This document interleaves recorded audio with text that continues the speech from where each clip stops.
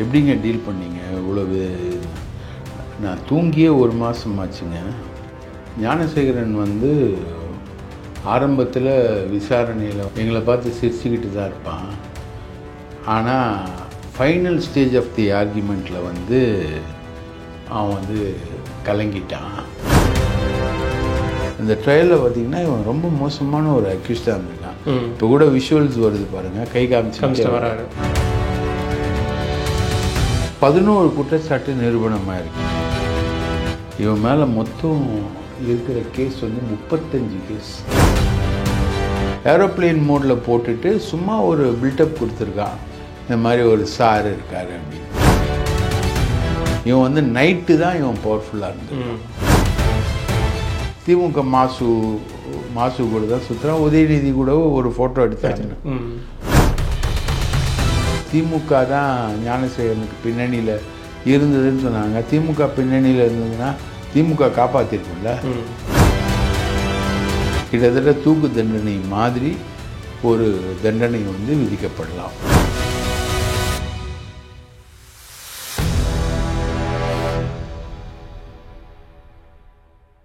True news time நேயர்களுக்கு வணக்கம். இன்று நம்மோடு மூத்த பத்திரிகையாளர் திரு தாமோதரன் பிரகாஷ் அவர்கள்.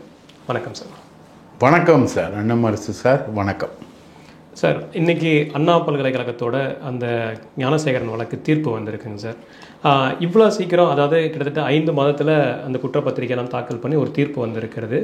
இதற்கு முன்பு இது போன்ற ஏதாவது வழக்கில் நடந்திருக்கா சார்? இந்தமாரி விரைவாக தீர்ப்பு வந்திருக்குதா சார்?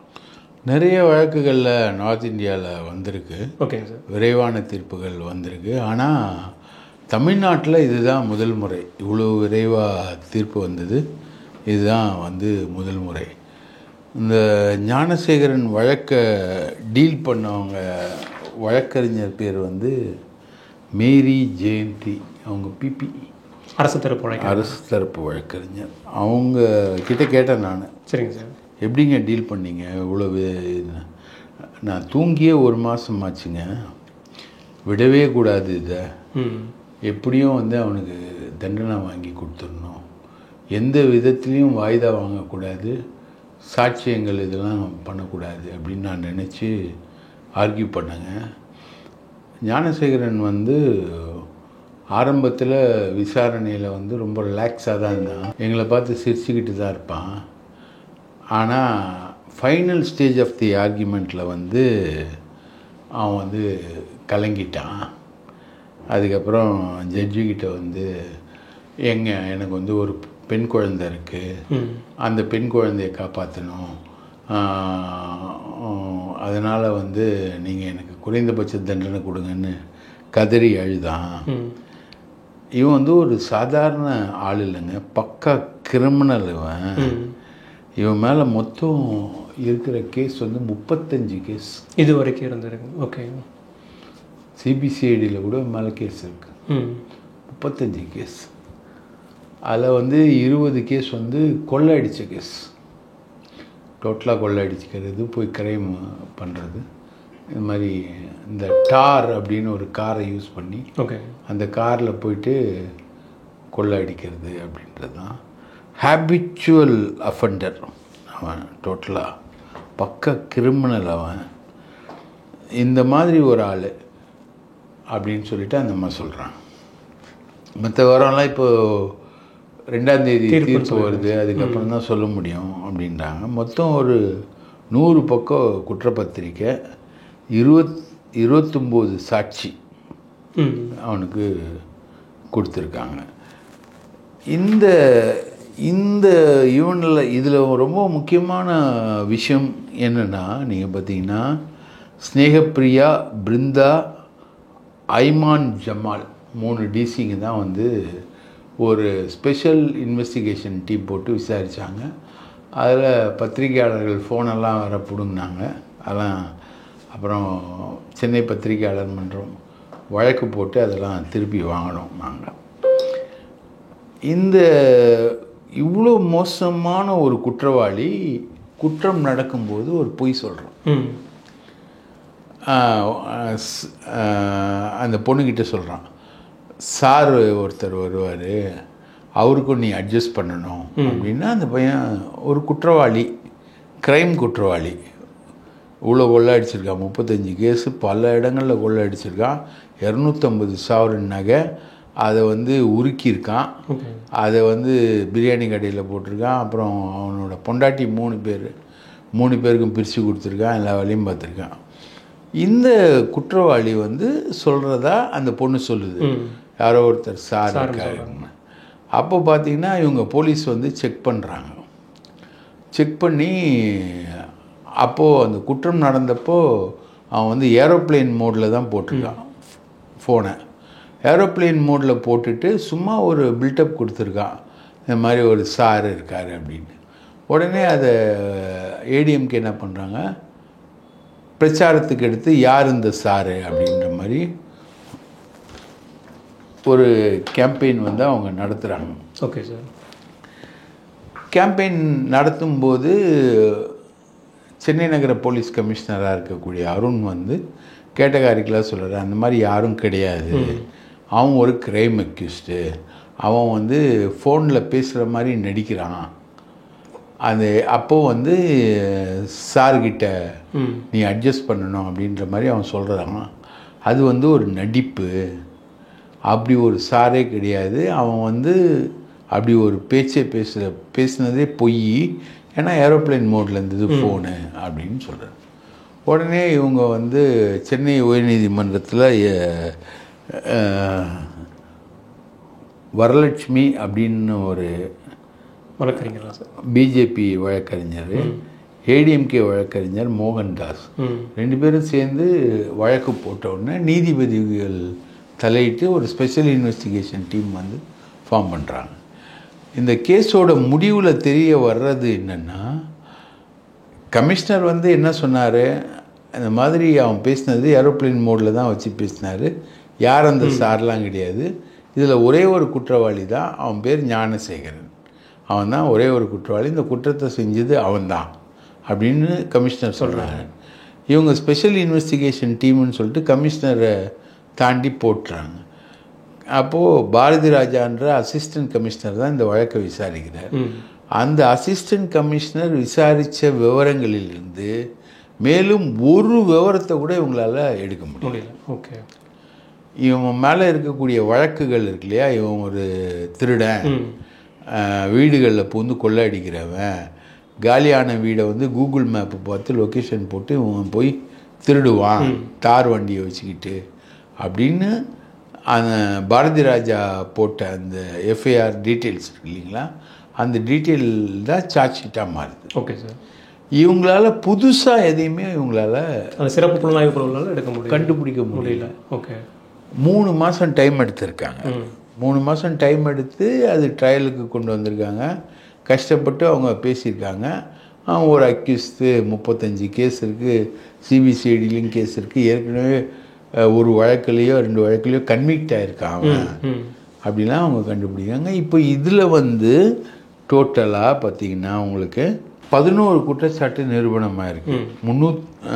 329 செக்ஷன், மாணவியிடம் விருப்பத்துக்கு மாறாக அத்துமீறி நடத்தல், 126/2 மாணவியை செல்ல விடாமல் சட்டவிரோதமாக தடுத்து நிறுத்துதல், 87 மாணவியை வலுக்கட்டாயமாக கடத்தி ஆசைக்கு இணங்க வைத்தல், மாணவியின் உடலில் காயத்தை ஏற்படுத்துதல், மாணவியை விருப்பத்துக்கு மாறாக பாலியல் வன்கொடுமை செய்தல், மாணவியை கடுமையாக தாக்குதல், மாணவியின் தனிநபர் அந்தரகத்தில் அத்துமீறி நுழைந்து தாக்குதல் நடத்துதல், மாணவிக்கு கொலை மிரட்டல் விடுத்தல், பாலியல் வன்கொடுமை தொடர்பான ஆதாரங்களை அழிக்கிறான், ஃபோனெல்லாம் அழிக்கிறான் இவன், கால்லாம்.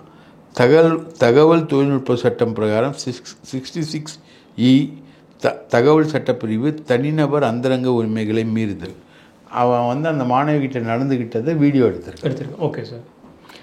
பெண்களுக்கு எதிரான வன்கொடுமை தடுப்பு சட்டம் பிரிவு 4, மொத்தம் 11 செக்ஷனில் வந்து இவனுக்கு தண்டனையை குற்றம் நிரூபிக்கப்பட்டிருக்கிறது. இதெல்லாம் வந்து இவனுடைய திருட்டு வழக்கில் சம்மந்தமே கிடையாது. இந்த அண்ணா யூனிவர்சிட்டி வழக்கு மட்டும்தான், அண்ணா யூனிவர்சிட்டி வழக்கில் மட்டுமே இதுவாகுது. ஜட்ஜு வந்து ராஜலக்ஷ்மி, ஹைகோர்ட்டில் ஃபேமிலி கோர்ட்டுக்கு மேலே மகளிர் கோர்ட்டுன்னு ஒன்று இருக்குது. அந்த கோர்ட்டில் இந்த ட்ரையலை வெகு விரைவில் நடத்திருக்காங்க. இப்போ பொள்ளாச்சி கேஸை வந்து சிபிஐ விசாரிச்சுட்டு 6 வருஷம் எடுத்தது. அந்த பொள்ளாச்சி கேஸில் வந்து சிபிஐ எடுத்த அப்புறம் அருளானந்தம்னு ஒரு ஏடிஎம்கேக்காரனை அக்யூஸ்டாகவே பிடிக்கிறாங்க. இதெல்லாம் பண்ணுறாங்க. ஆனால் இங்கே வந்து இந்த கேஸை ரொம்ப குயிக்காக 3 மாதத்துக்குள்ளே அதை வந்து எவ்வளோ குயிக்காக முடியுமோ அவ்வளோ குயிக்காக அந்த ட்ரையல் எடுத்து இது பண்ணியிருக்காங்க. அந்த ட்ரையலில் பார்த்திங்கன்னா இவன் ரொம்ப மோசமான ஒரு அக்யூஸ்டாக இருந்திருக்கான். இப்போ கூட விஷுவல்ஸ் வருது பாருங்கள், கை காமிச்சு வராரு. பெரிய அரசியல்வாதி மாதிரி. இவன் வந்து எந்த அளவுக்குனா இவன் அந்த கொள்ளையடித்த காசெல்லாம் வச்சு பல பேருக்கு வந்து இவன் காசு கொடுத்துருக்கான். பல விஐபிகளோட இவன் நெருங்கி ஃபோட்டோ எடுத்திருக்கான். அந்த ஃபோட்டோக்களெல்லாம் வச்சுக்கிட்டு அது ஒரு மார்க்கெட்டிங்காக வச்சுக்கிட்டு தன்னை மறைச்சிக்கிட்டு வாழ்ந்திருக்கான். ஒரு முதல்ல மாதிரி நீருக்குள்ளே இருக்கும்போது வெளியில் இருக்கும்போது ரொம்ப சாதாரணமாக இருக்கும், நீருக்குள்ளே ரொம்ப பவர்ஃபுல்லாக இருக்கும். இவன் வந்து நைட்டு தான் இவன் பவர்ஃபுல்லாக இருந்திருக்கான். இரவு வேலைகளில் தான் இவன் பவர்ஃபுல்லாக இருந்திருக்கான். இரவு வேலைகள் தான் பெண்களிடம் அத்துமீறி இருக்கான். அது இந்த பெண்ணுக்கிட்ட அத்துமீறி இருக்கான். அந்த பெண்ணை ஃபோட்டோகிராஃப் பண்ணியிருக்கான், எல்லாமே பண்ணியிருக்கான். ஸோ இவனுக்கு வந்து அதிகபட்ச தண்டனை வந்து கிட்டத்தட்ட தூக்கு தண்டனை மாதிரி ஒரு தண்டனை வந்து விதிக்கப்படலாம். 2ஆம் தேதி தெரிஞ்சிடும். 2ஆம் தேதி தெரியும். கண்டிப்பாக இந்த 11 சட்டப்பிரிவுகளை பார்த்தா 11 சட்டப்பிரிவுகளும் நிரூபிக்கப்பட்டிருக்கு. அதை வந்து நிரூபித்ததும் யாருன்னா அந்த 24 மணி நேரம் புலனாய்வு பண்ண பாரதி ராஜான்ற அசிஸ்டன்ட் கமிஷனர் தான் அது எல்லாத்தையுமே நிரூபிச்சிருக்கு. ஓகேங்க sir. Kotturpuram AC. Okay sir. அதாவது அதுதான் கமிஷனர் சொல்கிறார், இவன் ஒருத்தன் தான் குற்றவாளி, வேறு யாரும் குற்றவாளி கிடையாது. இவங்க ஏன் சார் மறுபடியும் அந்த சாருன்னு கேட்குறேன். இன்றைக்கி கூட திரு எடப்பாடி அவர்களோட அறிக்கையில் பார்க்கும்போது இவர்களுக்கு உடந்தையாக இருந்த அந்த சார் யாருன்னு அது அந்த குற்றவாளி தண்டிக்கப்படுவார்கள். அப்புறம் வந்துட்டு இடையில அந்த ஒரு அதிகாரியுமே கூட விசாரணையில் இருக்கும்போது ரிலீவ் ஆகிட்டார். இதெல்லாம் ஏன் போனாங்க அப்படின்னு ஒரு கேள்வி. எந்த அதிகாரியும் ரிலீவ் ஆகும். ராகவன் சொல்லிட்டு ஒரு எஸ்ஐடியிலேருந்து அவர் போனார்ல சார், அந்த அவர் போனது வேறு ரீசனாக இருக்கும். இதுக்கும் அதுக்கெல்லாம் சம்மந்தமே கிடையாது. அது மாதிரி எந்த அதிகாரியும் வந்து ரிலீவ் ஆகிட்டுலாம் போகல. இப்போ ராகவன் வந்து இப்போ அவருக்கு உடம்பு சரியில்லை போயிட்டாரு, இல்லை வேறு எங்கேயாவது அவரை டிரான்ஸ்ஃபர் பண்ணுறாங்கன்னா அது ஒரு லோக்கல் மேட்ரு தான். அது ஒன்றும் இல்லை. யார் இந்த சாருன்றது இவங்களுக்கு அரசியல். அதாவது பொள்ளாச்சி மாதிரி ஒரு விஷயமா வரும்னு இவங்க எதிர்பார்த்தாங்க. பொள்ளாச்சி மாதிரி ஒரு விஷயமா இது வந்து பெரிய அளவுக்கு வரும் திமுகவுக்கு எதிராக. ஏன்னா இவன் திமுக பிரமுகர்களோட தான் சுற்றுறான். திமுக மாசு கூட தான் சுற்றுறான். உதயநிதி கூட ஒரு ஃபோட்டோ எடுத்தாங்க. அது மாதிரிலாம் ஃபோட்டோஸ்லாம் வெளியில் வருது. அப்போது இது வந்து திமுகவுக்கு எதிரான ஒரு பெரிய விஷயம். இப்போது பொள்ளாச்சியில் வந்து முழுக்க பெண்கள் எடுத்துன்னு போயிட்டு பொள்ளாச்சி ஜெயராமன் மகனுக்கு சப்ளை பண்ணுறாங்க. அதுக்கான ஆதாரங்களை வந்து கிடைக்கிது. அந்த ஆதாரங்களை வந்து அழிக்கிறாங்க. சிபிஐ வந்து அது சரியாக விசாரிக்கலை. அவங்கள பொள்ளாச்சி ஜெயராமன் மகனை காப்பாற்றுறதுக்கான விசாரணை தான் நடந்தது. அந்த மாதிரி இதில் இங்கே எதுவுமே நடக்கல. எந்த ஓட்டையும் இல்லாமல் ஸ்ட்ரெயிட்டாக நடந்துச்சு. சப்போஸ் யார் அந்த சார்னா இவர் வந்து மறுபடியும் ஒரு பொதுநல வழக்கு போட வேண்டியதுன்னா ஏடிஎம்கே இப்போ ஜட்ஜ்மெண்ட் வரப்போகுது. மறுபடியும் யார் அந்த சார் அப்படின்னு ஒரு பொதுநல வழக்கு தைரியம் இருந்தால் போட வேண்டியது தானே. அப்போது அவங்க பதில் சொல்லுவாங்க, விசாரணையில் இந்த மாதிரி வந்தது விவரங்கள், இப்படிலாம் சாட்சிகள் வந்தது, இதுக்கெல்லாம் வந்து இந்த பதில்கள் அப்படின்றத அவங்க சொல்லுவாங்க. Okay sir. இப்போ இன்னொரு இது கேள்வி வருது சார். இப்போ நீங்கள் ஆரம்பத்தில் சொன்னீங்க, ஆரம்பத்தில் வந்து ஒரு வழக்கு விசாரணை நேரத்தில் வந்து சிரிச்சிட்டு இருந்தார், ஒரு மாதிரி இருந்துட்டு இருந்தார் அப்படிங்கிற ஒரு விஷயம் சொல்லியிருந்தீங்க சார். அந்த தைரியம் யார் சார் ஞானசேகரன் கொடுத்தது? அது வந்து உங்களுக்கு கிரைம் அக்யூஸ்டுகள் வராங்க இல்லையா, லா அண்ட் ஆர்டர் அக்யூஸ்டுகளுடைய சென்சேஷனே வேறு, கிரைம் அக்யூஸ்டுகளுடைய சென்சேஷனே வேறு. அவன் நினச்சிருப்பான் இந்த வழக்கு வந்து ரொம்ப நாள் நீடிச்சு போகும்னு தான் நினச்சிருப்பான். இவ்வளோ குயிக்காக முடியுன்றது நினைக்கல. அப்போ முடியும் போது தான் அழுகுறான் அவன், இவ்வளோ சீக்கிரம் நமக்கு தண்டனை வருது அப்படின்றது. இப்போ இந்த ஒரு வழக்கில் தண்டனை வாங்கிட்டான், ஏற்கனவே ஒரு வழக்கில் வாங்கியிருக்கான் தண்டனை, இன்னும் பல வழக்குகளில் வாங்குவான். அப்போ அவன் மேலே கூண்டாஸ் பாஞ்சிடும். ரைட்டாக கூண்டாஸ் வழக்கு பாஞ்சிடும். அது இல்லாமல் இன்னும் அவன் மேலே வந்து இப்போ வந்து என்ன சொன்னாங்க, திமுக தான் ஞானசேகரனுக்கு பின்னணியில் இருந்ததுன்னு சொன்னாங்க. திமுக பின்னணியில் இருந்ததுன்னா திமுக காப்பாற்றிருக்கும்ல. போலீஸ் சார்ஜ் ஷீட் அவ்வளோ சீக்கிரம் குயிக்காக போட்டிருக்காது இல்லையா, சாட்சி விசாரணைகள் இவ்வளோ குயிக்காக நடந்திருக்கா இல்லையா, இழுத்தடிச்சிருப்பாங்க. இந்த கேஸ் பெண்டிங்லலாம் போயிருக்கோம். அதில் வந்து திமுக விஐபிகள் சம்மந்தப்பட்டாங்க அப்படின்றது உண்மைன்னா இழுத்தடிச்சிருப்பாங்க. ரைட்டாங்களா? அதுதானே பொள்ளாச்சி வழக்கு இழுத்தடிக்கப்பட்ட வழக்கு தானே, 6 வருஷம் இழுத்தடிச்சு தானே பண்ணியிருக்காங்க. அந்த மாதிரி எதுவும் இல்லை. அதனால் இந்த வழக்கு வந்து குயிக்காக வந்திருக்கு. இதில் வந்து ஜெயிச்சது வந்து பார்த்திங்கன்னா சென்னை நகர போலீஸ் கமிஷனர் அருண் தான். ஓகே. அவர் சொன்னார் கேட்டகாரிகளாக யார் அந்த சாருன்றது ஒரு விஷயமே கிடையாது, அவன் பொய் சொல்லியிருக்கான், ஏரோப்ளைன் மோடில் வச்சு அவன் பேசியிருக்கான், பொய் சொல்லியிருக்கான்னு. அதை எடுத்துக்கிட்டு எங்கெங்கெல்லாமோ போனாங்க. அவங்க சுப்ரீம் கோர்ட் வரைக்கும் போனாங்க. சுப்ரீம் கோர்ட் வரைக்கும் சென்னை கமிஷனருக்கு எதிராக எந்த தீர்ப்புமே வரல. சரிங்களா? அது குயிக்கான விசாரணை கொண்டு போங்கன்னாங்க, குயிக்கான விசாரணை கொண்டு போனாங்க. சென்னை நகர போலீஸ் கமிஷனர் விசாரிக்க முடியாதுன்னாங்க, அதுக்கேற்ற மாதிரி மற்றவங்கள வச்சு விசாரித்து தண்டனை கிடைச்சிச்சு. நிச்சயமாக அந்த 2ஆம் தேதி தீர்ப்பு எப்படி இருக்குன்றது உங்களுமே நாங்களும் எதிர்பார்த்துட்டு இருக்கேன் சார். தொடர்ந்து உரையாடுவோம். நன்றி, வணக்கம் சார். நன்றி, வணக்கம்.